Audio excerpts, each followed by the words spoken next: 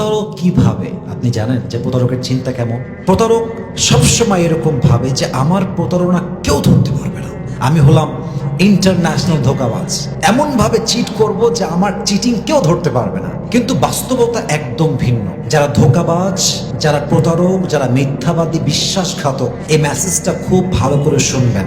আল্লাহ একদিন না একদিন বিশ্বাসযোগ্য যে নয়, যে বিশ্বাসঘাতক প্রতারক, তার চেহারা, তার মুখোশধারী চেহারা, তার চরিত্র সমাজের সামনে প্রকাশ করে দেয় একজন। বলেন সবাই, তিনি কে?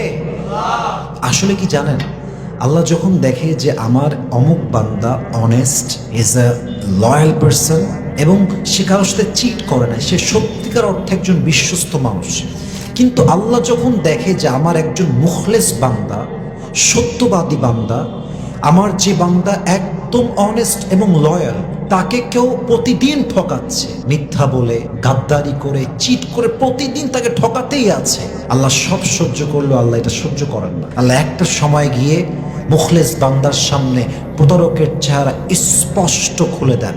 এবং আপনি দেখবেন, যখন আপনার সঙ্গে আপনার সবচেয়ে কাছের মানুষ বেঈমানি করবে, তার এমন এমন বিষয়গুলো আপনার সামনে প্রকাশিত হবে যে আপনি কল্পনাই করতে পারবেন না যে এই মানুষটা এত বড় বিশ্বাসঘাতক। আপনি জাস্ট ইমাজিন করতে পারবেন না যে এই মানুষটা এত বড় চিটার।